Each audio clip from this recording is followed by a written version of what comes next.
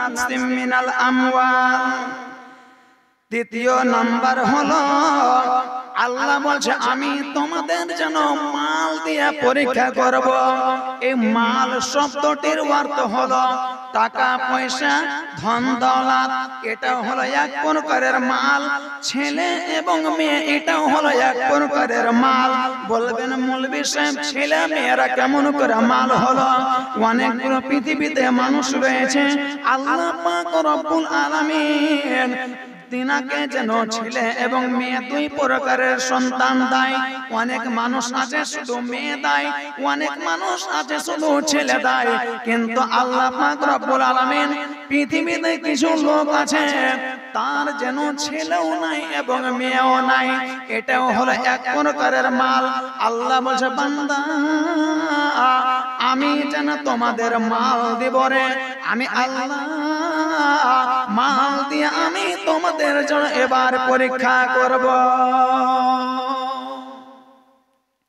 এক নম্বরে ভয়, দুই নম্বরে অভাব, তিন নম্বরে মাল ধন দৌলত। ওয়া নাকসিম মিনাল আমওয়াল ওয়াল আনফুসি ওয়াস সামারাতি। চার নম্বরে আল্লাহ পাক রব্বুল আলামিন বলছেন হে আমার বান্দারা আমি তোদের যেন নফসের উপরে আঘাত মারব, আমি যেন তোমাদের নফসের উপরে কষ্ট দিব। আনফুস শব্দটির অর্থ হলো অন্তর, আমি তোর আঘাত মারব। আমি আল্লাহ তোমার অন্তরে আঘাত দিয়ে যেন এবার পরীক্ষা করব। বলবেন অন্তরের আঘাত আবার কি করে হয়?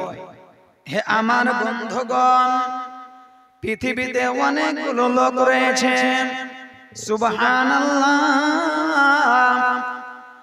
অনেক পৃথিবীতে মানুষ আছে 65 বছরকার আব্বা যেন দুনিয়াতে বেঁচে আছে, 60 বছরকার মা দুনিয়াতে বেঁচে আছে। এবার ওর সন্তান 20 বছরকার তাগড়া যুবক ছেলে যেন এবার আল্লাহর অর্ডারে মারা যাচ্ছে। বলবেন মাওলানা এখানে আঘাত কোথায় করে এলো? সুবহানাল্লাহ, ওই বাবাটাকে যদি জিজ্ঞাসা করো হে চাচা জান এই যে লোকটা মারা গেল এটা তোমার সম্পর্কে কে হয়? লোকটা ফেফড়ে ফেফড়ে বলবে আর কইও না বাজি, এটা হলো আমার আপন সন্তান। তবে কথার মাধ্যমে দুঃখ কোথায় হলো? আমি হলাম তিনার আব্বা, 60 বছর হয়ে গেছে, আমি একজন বুড়ো, আমি যেন এবার দুনিয়াতে আছি, আমার সন্তান আমার চোখের সামনে যেন এবার সে দুনিয়া থেকে বিদায় হয়ে গেল।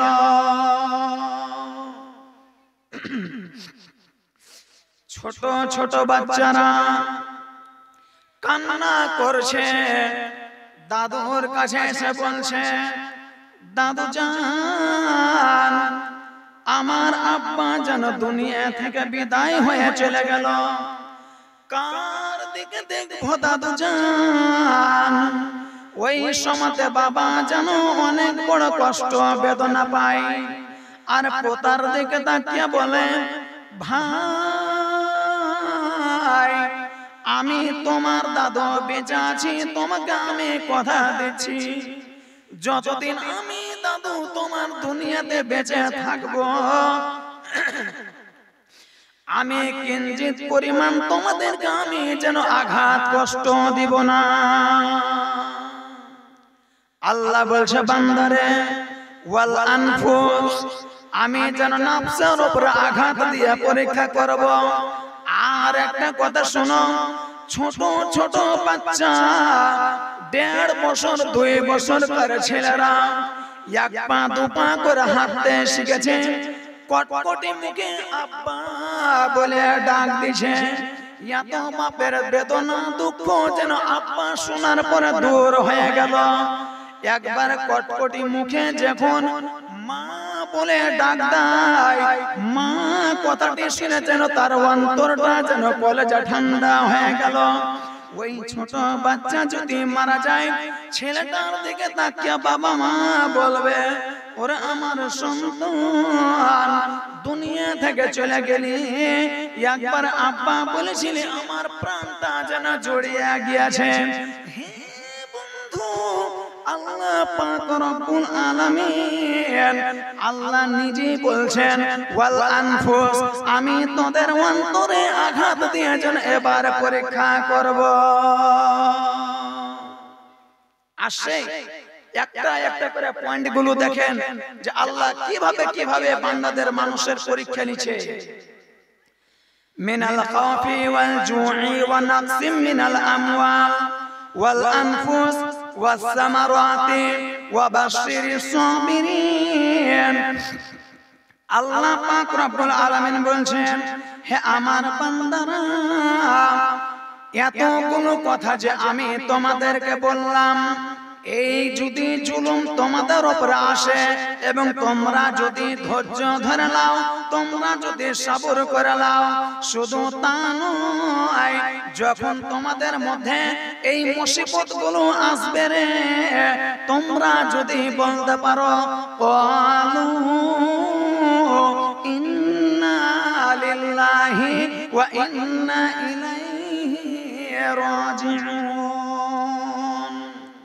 কিঞ্চিত পরিমাণ আমি দুঃখ করব না এটা হলো যেন আমার আল্লাহর যেন এবার সুন্দর ফয়সালা আমি মাথা নত করে মেনে নিলাম আমি যেন ধৈর্য ধরলাম সবর করলাম আমাকে আমার আল্লাহর দিকে যেন এবার ফেরত যেতে হবে।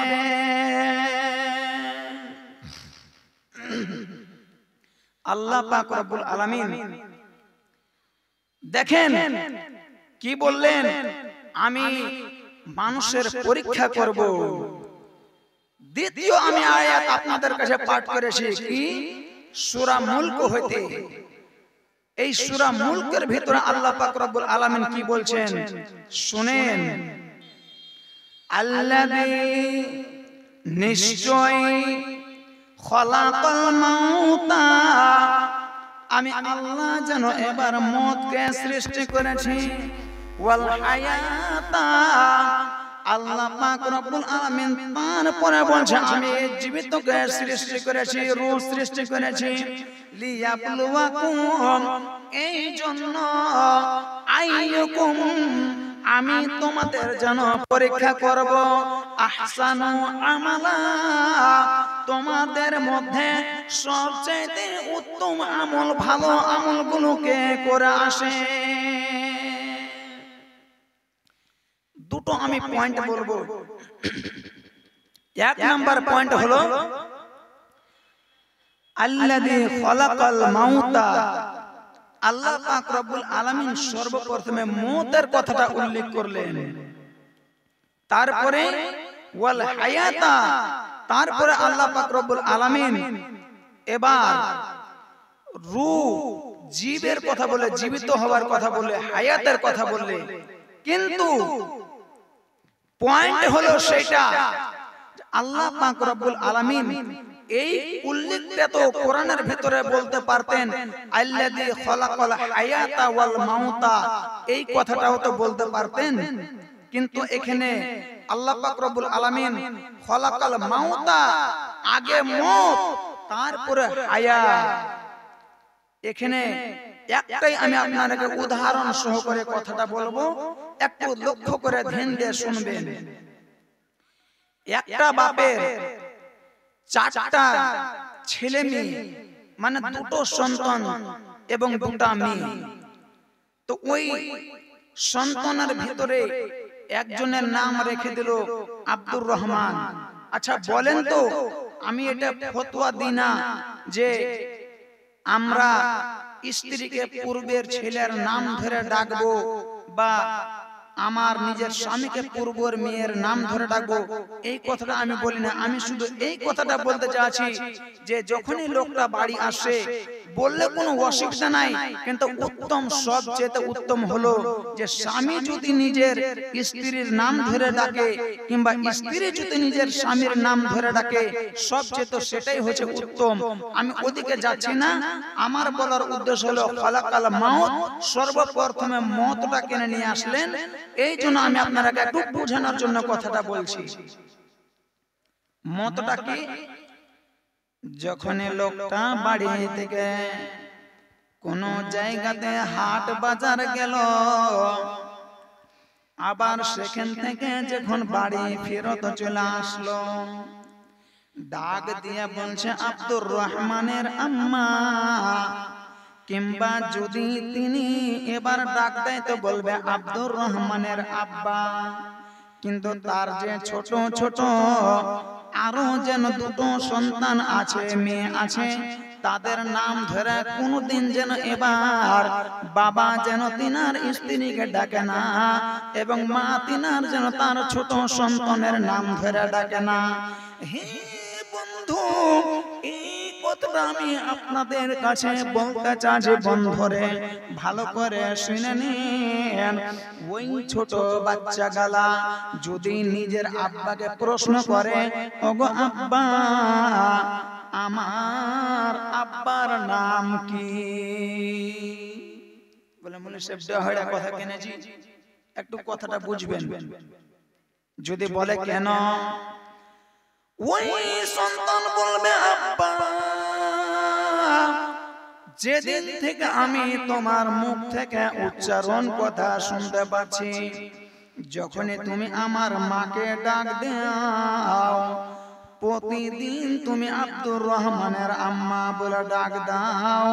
আম্মা যখন তোমাকে ডাক দেয় আব্দুর রহমানের আব্বা বলে ডাক দেয়, কিন্তু আমি তো হইলাম তোমার ছেলে, আব্দুর রহমান হলো তোমার ছেলে।